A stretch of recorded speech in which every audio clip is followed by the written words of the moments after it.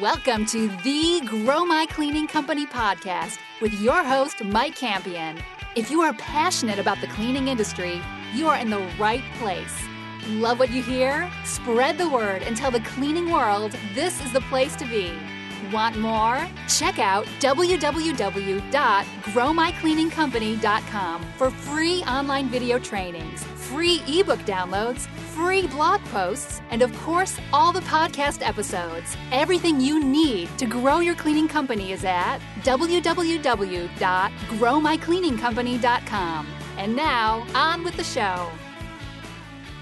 Hello, Cleaning Nation. So good to be with you again. Remember, if you'd like to be a guest on the show, if you've got questions for me or you want to hire me to speak at your next event, that all falls within the purview of our lovely producer, Natalie. You can get a hold of her at growmycleaningcompany.com, or you can give us a call at 480-648-5149. Do it right now. We love hearing from you, Cleaning Nation. Today, I am talking with John Hancher from JMS Cleaning. JMS Cleaning Services has been providing the Sarasota, Florida area with eco-friendly commercial cleaning since 2011. If you want to reach out to John and his team, you can get a hold of them at www.jmscleaningsarasota.com. John, say hello to Cleaning Nation. Hello, everybody. So glad to have you on, my friend.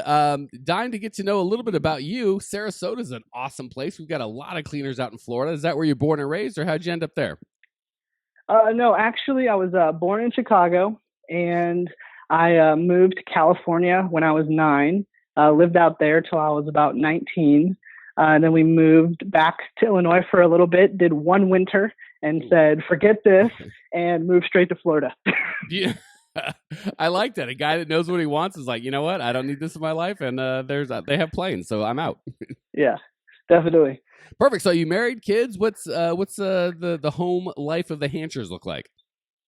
Sure. Yes, I'm married to my beautiful wife, Christina, for 5 years now. We had a baby last year. She's 11 months old. Congrats. Her name is Kenzie. Thank you. Yep. So I'm a proud papa. I'm definitely one of those guys that shows everybody the pictures and all that good stuff. Awesome. Yeah. My little guy just turned a year. So, and my wife awesome. is that wonderful / terrible human being that insists that everybody sees how cute our baby is. Yes. Awesome. Congratulations. Yeah. Thanks, man. Likewise. So how'd you get into the business, my friend?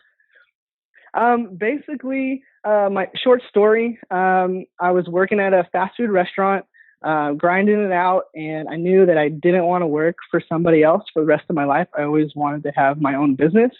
I had no money at all. Maybe I was making like $300 a month. Wow. And I started researching how I could start a business, easy entry. Cleaning came across my path, and I just said, I'm just going to do it. I started with my mom, and we started knocking on doors, grinding it out, got a few residential jobs at first. Then we started getting a few commercials, and then I found out about the internet and how cool that is. And I learned, took me about 6 months to learn SEO, websites, all that stuff. And I went to page 1. Then my business grew from like a couple thousand to 100,000 in a year, which was awesome. And then we just been going from there. Man, congratulations. You are literally living the American dream. That is awesome to hear. Awesome. Thank you. Yep. Trying. All right. Well, from everything you've told me, you are absolutely the kind of person that I get up every morning and do this show for. So I would love the opportunity to serve you. What one thing's going on in your business right now today that I can help you with? Sure. So I'm at the point now where I'm just about out of doing the actual cleaning altogether. We have, when we were fully staffed, we have about 11 people working for us. And I'm wondering now, the supervision system, who needs to be where and how it goes, and what's the tiers and how it should look exactly to get to our goal is to have $1 million turnkey business. So that's kind of where I'm at now. All right, perfect. I love that question because that's it's so funny how similar, especially in the cleaning business, the path is kind of the 0 to, I'd say, 50,000. It's all about just how do I make a bid, and how do I incorporate, and how do I get customers? And at 50 to 100, it's like, okay, I've got an employee or two. How do I kind of turn this over to duplicate it? And then that 100 to $250,000, that's more about, okay, getting basic systems and kind of figuring out, is it on? And then from 250, like 750, it's all about systems. And it's just awesome that there's kind of similar mileposts and stages that everybody's in. And it sounds like from where you're at with your business stage, you're asking the exact right question, and I am honored to help. So ideally, with most questions that I'm asked, there would just be the right answer. Like, well, for every $100,000, you need one supervisor. That supervisor should make $32,500, and here's the job description. I'll email it over. Sadly, that's not the case. Just due to, as similar as things are, like I just laid out, there are certainly differences. First of all, in types of business, right? What a residential company might need in terms of supervising structure is going to be very different than commercial. And more importantly, goals for the business. As we get larger, your $1 million business might look very, very different than my $1 million business, than some of the listeners' $1 million business. So what I'm going to try and do is help. Not what I'm going to try and do. What we're going to do right now on this podcast is to help you think through the process of knowing what your supervisor structure should look like. Because it would just be, bold of me and arrogant of me to say this is the right answer for everybody. And B, I want to make sure Cleaning Nation that has the same question is able to go, okay, just because, John's thing was one way, I can still do it another. Is that okay?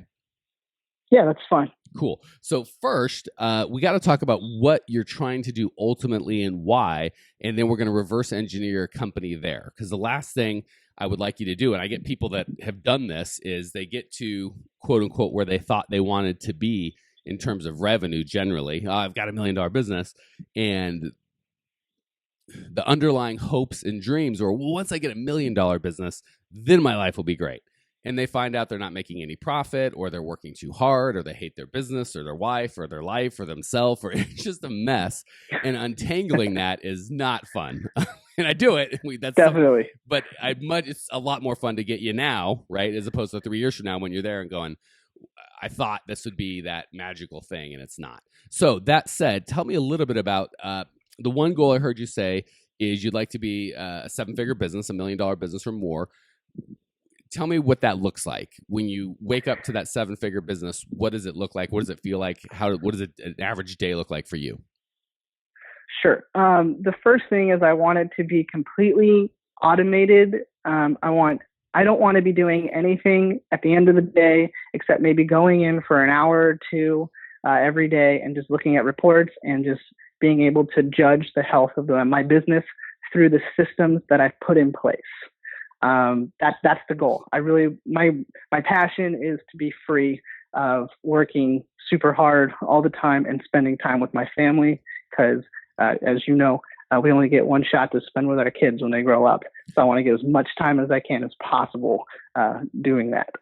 Preach it, my friend. And that is such a worthy goal. Honored to be able to help you in that endeavor. I love that you're clear on why you're doing this. That's huge. If we don't have that, it's really hard for me to help you create a bow to hit a target that doesn't exist. So that's awesome. Let's talk about money. Say you're doing $1 million. What kind of income do you need that business to generate for you? I live very below my means right now. But I think 20% to 15% of that $1 million revenue would be very sufficient for me. Okay. So $150,000 to $200,000 for you as the owner. Yeah. Okay, cool. And that we just do that there's a reality check, right? Because all the things that we do cost money. So a lot of people are like, hey, I love working. I want to be a part of it. I want to be in there. Well, they can maybe do some of the jobs and have a little higher, I don't want to say margin, but they can take more out of the company. Whereas if you're going, hey, I really would like to be self-sustained, and to be self-sustained, the final hire to get you out of there is is that general manager position, which costs money. So, right. And that's obviously the highest paid person on staff. So, all right, good. I just want to do reality check. All that stuff sounds possible and feasible. So there's nothing that's on the wrong track. So here's the first thing I want to say, kind of conceptually, and then we'll move into tactical. Conceptually, you've got to make sure as you move forward, you don't get swept away. And gosh, I hate to say this, but I would venture to say every business person that's been doing this more than a couple of years has gotten swept up in this to a degree now and again. It's just how quickly we recover. And the what that is, that cancer, that sickness, that mindset is, I just got to get bigger, right? If when you were at 100,000, you probably, or when you were at 10,000, you probably wanted to go 100,000. When you're at 100,000, you probably want to do a couple 100,000, which is where I'm guessing you're at now. Now that you're a couple 100,000, you want to do 1 million. But then when you get to 1 million, you want to do 2. When you do 2, you want to get 5, so on and so forth. And growth is certainly not a problem. That's actually a healthy thing. The problem comes in when there's just that, when you have a real discussion with someone like we're having today, and we say, well, why? And you go, I don't know. As a business owner, I thought I had to sign some sort of deal with the devil where I constantly got bigger, which is not the case. So I just want to encourage you, first and foremost, let's be clear, and it sounds like you are, why you want to get where you're going, and is that finally done? So the first thing, so we're not constantly going, is, and you have the right to change it, but right now it sounds like once you get to 1 million, making 100,000, 200,000 a year, and things being systematized, are you going to at that point want to take it to the next level, or is that where you kind of want to hold pat? I think as I'm at right now, that's kind of where I want to hold pat. I just want to get to that level and maintain that. Maybe go up 100,000 here and there to keep growing, strengthen, but be in that $1 million range point, because maybe at that point I'll say, well, let's do this for a couple of years and then maybe sell it. Is my idea.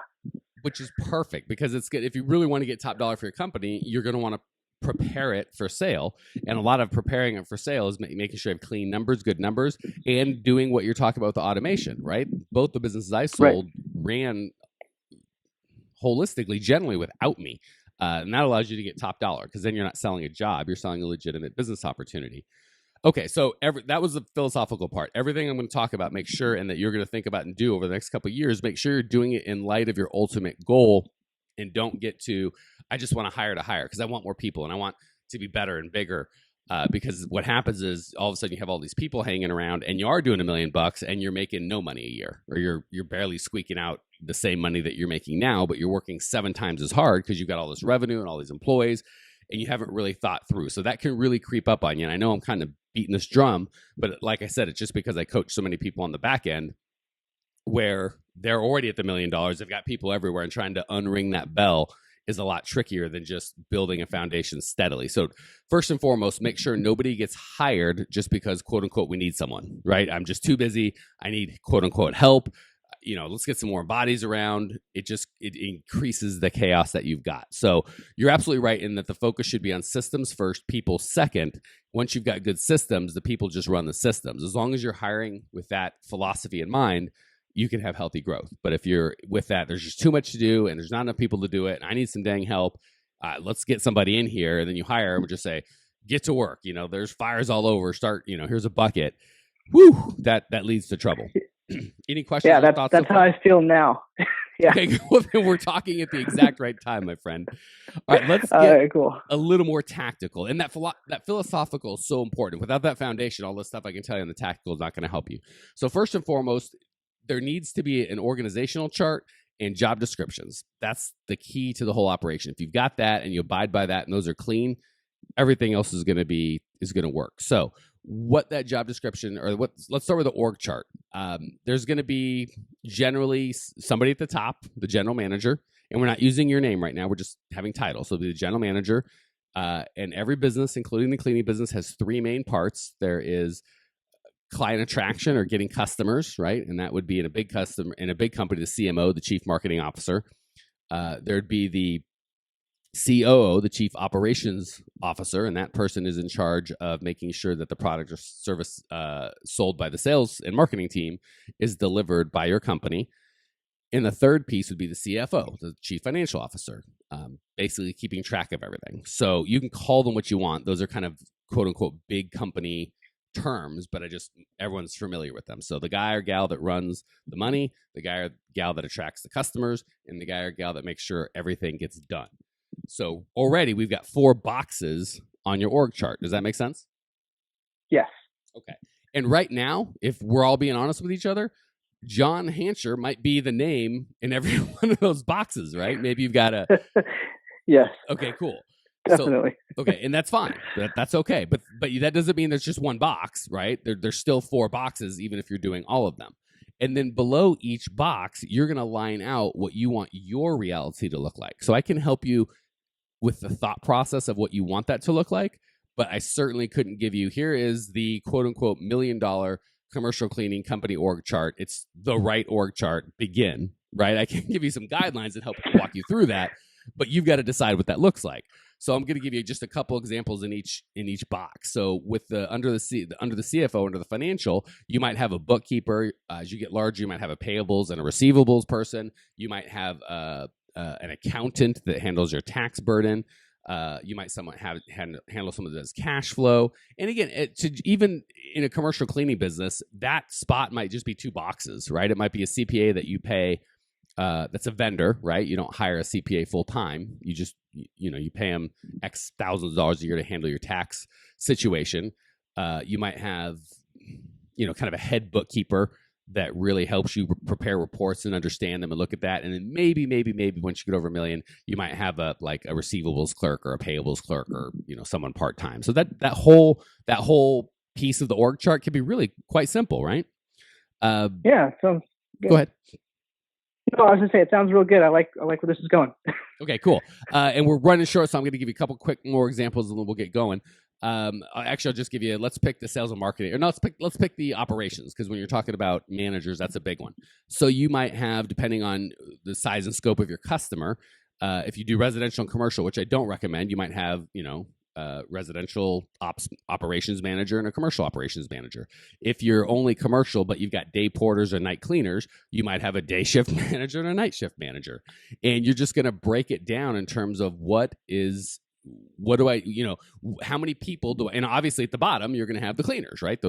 That's the obvious thing. And, even at $1 million, you're going to need 1 layer, 2 at the absolute most of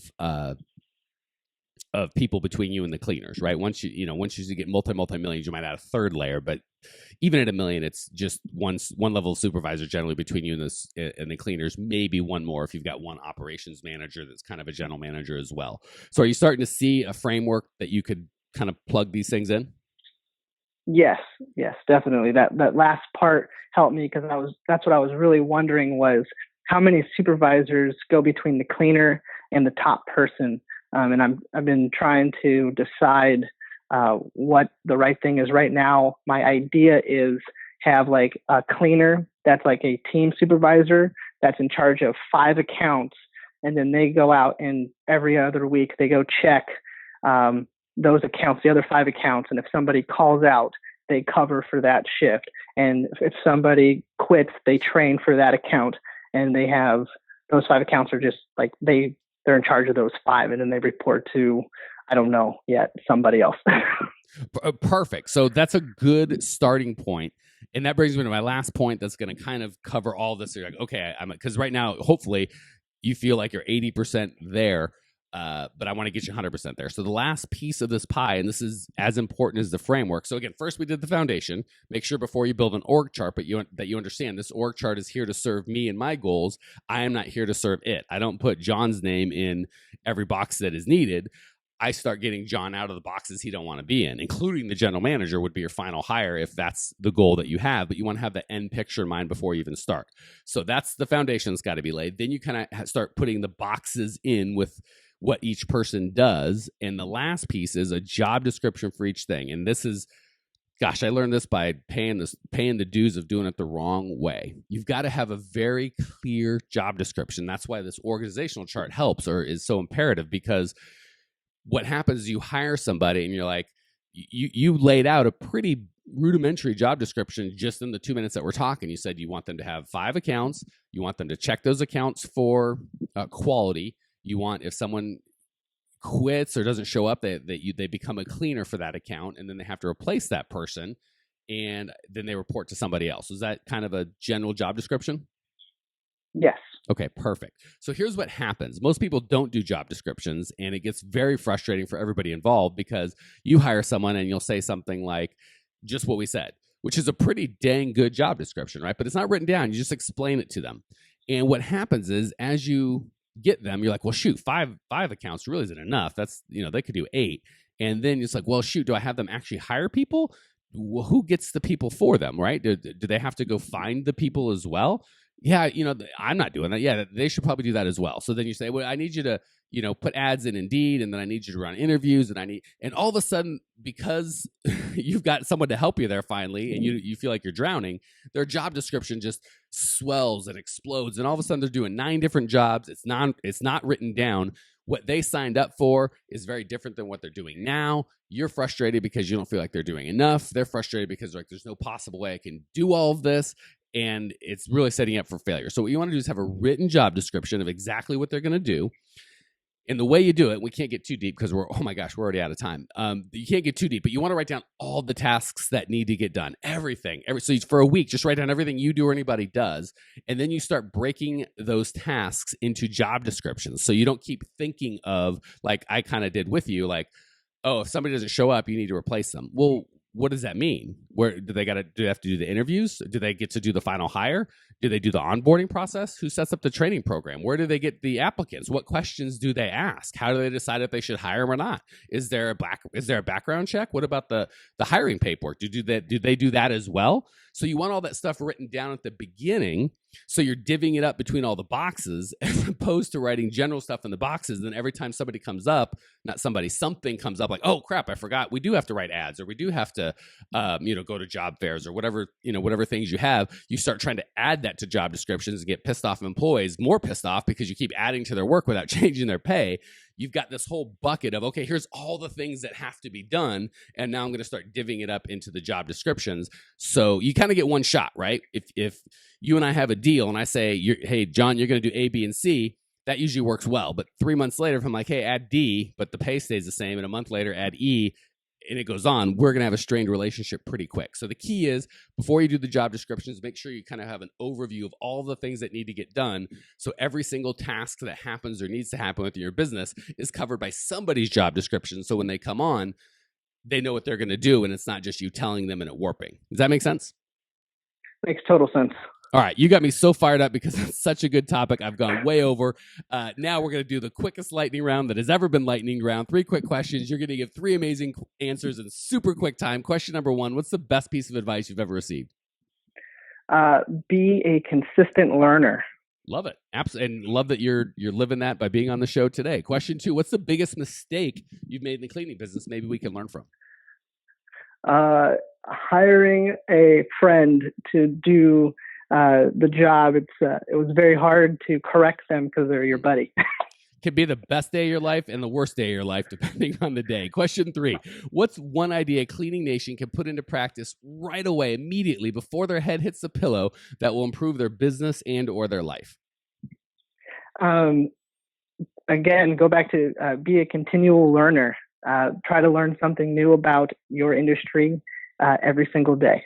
In Cleaning Nation, you are implementing that just by listening to this podcast, especially since this is the end. That means you got through the whole thing, and you are so much better equipped than you were before we started on how to build $1 million business. John, I really appreciate you for joining us. Thank you for such an insightful question. I appreciate you. I know that Cleaning Nation appreciates you. Cleaning Nation, if you want to check out John's show notes page and get everything you need to grow the cleaning company you've always deserved, it's all at growmycleaningcompany.com. You can leave your questions, your comments, your rude remarks. I will see you there. Congratulations!